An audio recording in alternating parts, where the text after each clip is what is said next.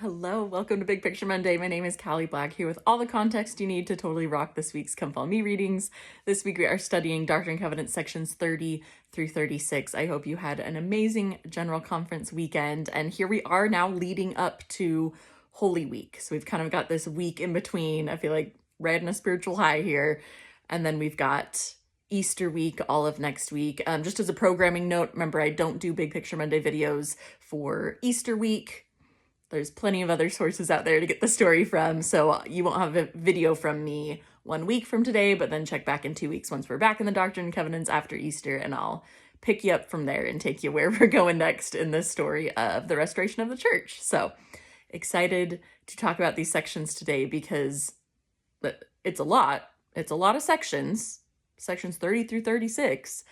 But if you look at them, a lot of them are actually fairly short. And what these sections do are capture a really interesting time of change in the church. Because I want you to think at this point, it's like fall of 1830. Fall of 1830, we have this second church conference at the Whitmer home in Fayette, New York. That's where Joseph has already been receiving a few revelations that we've been studying these past few weeks.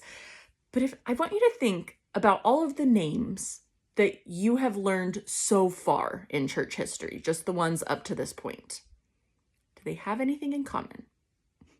Because most of the people who are members of the church at this point are members of the Smith family, the Whitmer family, or, related to them, married into them in some way, shape, or form, and the Knight family.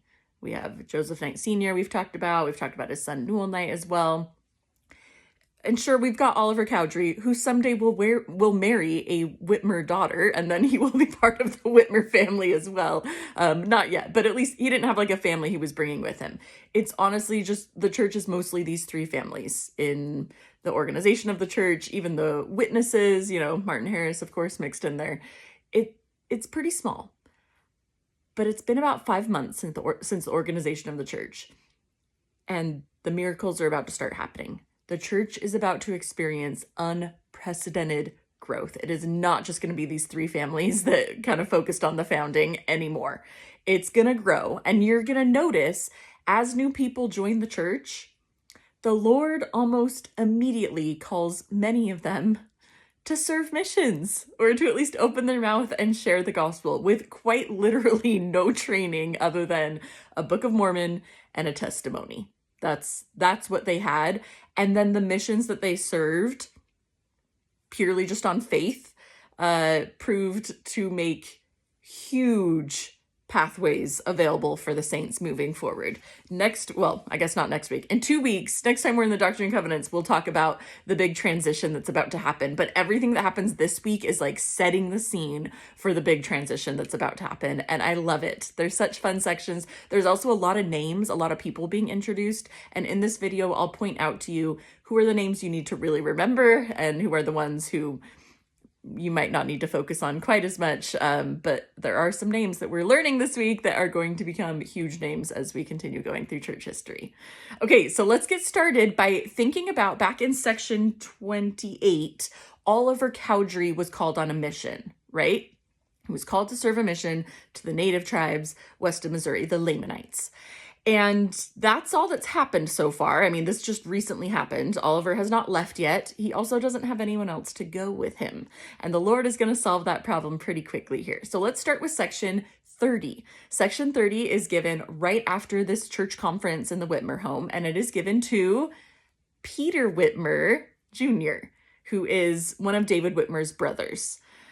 Peter Whitmer Sr. is their father, but Peter Whitmer Jr. is the one who this part of the revelation is to, and Peter is called to join Oliver on his mission to the native tribes. So here we go. We've got Oliver Cowdery and Peter Whitmer Jr. now. You will notice in section 30 that David Whitmer and John Whitmer, the two other brothers, are mentioned, but they're just kind of like called to serve generally and to open their mouths, given more general direction. But Peter is now joining Oliver on this mission. But wait, there's more. The Lord wants one other companion to go on this mission, companionship, like a pair of people. And so we're going to skip to section 32 first to talk about who else is going to join them on this mission. And in section 32, 2 men are called to join Oliver and Peter on their missions, and their names are Parley P. Pratt and Ziba Peterson. Now, of those two names, Parley P. Pratt is for sure the name you need to remember, and you may have already heard of it before, but Parley P. Pratt had read the Book of Mormon that summer. Just a couple months prior, he had gotten a hold of a copy of the Book of Mormon and was completely converted. He was all in, and he was baptized. And then he went back to his home and he found his younger brother, Orson Pratt, and he taught Orson. And Orson was like, this sounds really interesting. I want to go meet Joseph the prophet. And Orson goes with Parley back to Fayette and meets Joseph, and Orson is then baptized into the church as well. So Parley had already done missionary work in bringing his brother into the church, and Parley is now called on to join the mission to the native tribes. Ziba Peterson was a recent convert as well, and he was asked to be Parley's companion. So here we go. Now we have 2 more men joining on this official mission to the native tribes. Now, before we get to what these 4 men did on their mission, I want to talk about the other 3 other sections. We skipped 31, and then let's also talk about 33 and 34. These 3 sections are just like general. They're to new converts specifically, but they're like, hey, open your mouth and share the gospel. They're not like specific mission assignments. Hey, go here or go do this. It's just like, hey, you've got a testimony, go share it with the people around you. And a lot of these men did amazing things with just their own kind of customized mission call of just share the gospel with the people around you at this time. Let's start with section 31 that we skipped over, and this is for someone named Thomas B. Marsh. Thomas B. Marsh has the coolest conversion story because he had first learned about the church in the summer of 1829, which is before the church was organized and before the Book of Mormon was even finished being published. And we know this because Thomas B. Marsh went to Grandin's printing press and got a hold of the first 16 pages of the Book of Mormon. And after reading those first 16 pages of the Book of Mormon, before it's even published, he was so converted. He went back to his family in Boston. He had a wife and young kids. He had a very young family. And within a year, they had all moved to near Fayette, New York, and were completely converted, all in on the gospel. And here we go now in the fall of 1830. Thomas B. Marsh had attended that second conference of the church, and he's ready for a revelation himself. And the Lord calls him, just in general, open your mouth, share the gospel. Although there is a cool teaching included with Thomas B. Marsh's in that the Lord tells him to revile not against those that revile you, and also that your family will be kept safe as you teach. Which, again, Thomas had a young family. He had young kids. This was a really important promise to Thomas, and we will learn more about Thomas later. Thomas's story is really interesting. Let's go to section 33 now. This is to 2 new converts, Ezra Thayer and Northrop Sweet, who are called to preach the gospel as well. And then section 34 is for Orson Pratt, remember Parley Pratt's younger brother that he had brought and converted. Well, Parley had been called on the mission, and Orson is now like, okay, what's my job here? And the Lord gives Orson this revelation, encouraging him to open his mouth and share the gospel with those around him. Okay, now we're in October of 1830. All these sections have been revealed. All these revelations have been given to lots of new converts. New converts are joining constantly. And it's now time for these 4 missionaries to head out on their mission. Again, remember these missionaries, remember their names. Oliver Cowdery, Peter Whitmer, Parley P. Pratt, and Ziba Peterson. They leave New York in October 1830, and their goal is to head westward. They're going to the Lamanites, which the Lord had revealed were where the Lamanites, the Indians, had just been moved west of Missouri because of the Indian Removal Act that the United States had just passed. And so they were all right west of Missouri. That's where all the native tribes were. And the Lord said, go there. Well, as they're going, the Lord told them, make sure you open your mouth along the way, right? They're not just going to stay silent until they get west of Missouri. Now, if you look at a map, or if you have your big picture, little picture study guide, look at the amazing map, because there are some cool insights you can see here. I love this connection, because as these men traveled west, they went through Western New York and they get to Ohio. And while they're in Ohio, Parley P. Pratt is like, hey, while we're traveling through Ohio, We should stop and see one of my good friends. In fact, he used to be my minister, and his name is Sidney Rigdon. Let's stop and let's say hi to him. Let's share the gospel, see if he's interested in a Book of Mormon, and see how this goes. Now, Sidney Rigdon was a very well-respected Baptist minister in the area of Kirtland, Ohio. And Parley P. Pratt knew Sidney. They met up. The missionaries came to Sidney. They gave him a Book of Mormon and kind of taught him the message. And Sidney was like, not interested. I'm a Baptist minister. But they were on good enough terms that Sidney was like, hey, if you want to, you can preach to my congregation. You can share this message with them and see how it goes. Well, within the next 3 weeks, Sidney Rigdon was one of 127 people that were baptized in the Kirtland, Ohio area. Amazing.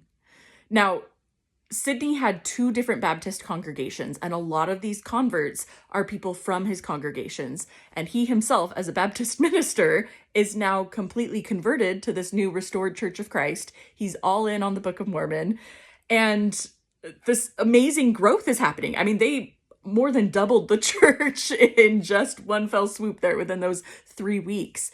But these 4 missionaries at the end of the 3 weeks are like, hey, this has been great, but we're actually called on a mission to west of Missouri. That's where we're going. And so they left. They had someone join them, but one of the people from Kirtland, Ohio, but they left and went off to finish the rest of their mission to the native tribes. Now, I want you to just imagine for a second what Sidney Rigdon was experiencing. In fact, he and his wife Phoebe had a lot of discussions about this. Like, are they going to actually join? And when they joined, they were all in. And Phoebe was even like, listen, you're giving away your livelihood, but if this is real, this is real. Like, let's go all in on this restored church. They're pretty cool examples of what amazing faith to just give up their livelihood. This is how Sidney made a living. Now, after the men had left, though, Sidney is kind of like the leader, but there's not really any structure. They don't really know what to do. And so he and his wife, Phoebe, along with someone else named Edward Partridge, who was one of his Sidney's congregation members who had not been converted and baptized yet. He was kind of like, maybe we'll see, as well as Edward's wife, Lydia. The 4 of them are like, why don't we travel to New York to go see this prophet? We've heard all about the prophet Joseph. Let's go see him. And so the 4 of them travel to New York, and they get there in December of 1830. And they bring great news to Joseph of, guess what's been happening in Kirtland, Ohio? I'm converted. I used to be a Baptist preacher. My whole congregation is basically converted. And here's Edward, who isn't quite sure yet. And so these final 2 sections that we're studying this week, sections 35 and 36, are given to Sidney and Edward here as Joseph is meeting them for the first time in December 1830 and learning about the amazing growth that's been happening in the church in Kirtland, Ohio. So section 35 is specifically for Sidney Rigdon, and the Lord tells Sidney how pleased he is with all the good works that he's been doing. And then Sidney is called to be Joseph's new scribe for the Bible translation that Joseph's been working on. If you remember, Oliver Cowdery had been Joseph's previous scribe, but Oliver is now on a mission. So Joseph needs a new scribe. And Sidney Rigdon, here you go. Here's a new job for you. Be my scribe for the Bible translation. And then section 36 is to Edward Partridge, who is just given this beautiful blessing of comfort and encouraging him to share the gospel. And after Edward received this, and Edward kind of wanted to check on Joseph and talk to his neighbors and stuff, and everyone was like, Joseph's the real deal. He's a good guy. And Edward then felt comfortable enough to be baptized and to join the church. Remember both of these men's names, Sidney Rigdon and Edward Partridge, because they do so much for the church as it continues to grow. It's your turn. Dive into these sections. The one thing that I focused on this week as I was reading through it is I thought that direction that the Lord gives to Thomas Marsh about revile not against those who revile. And I think man, how justified do I feel when someone is rude or mean or angry to me to then throw that back at them, right? I feel so justified in that. And yet the Lord asks us not. All right. Good luck studying these sections. I'll see you in 2 weeks, and happy Easter as well. Happy studying.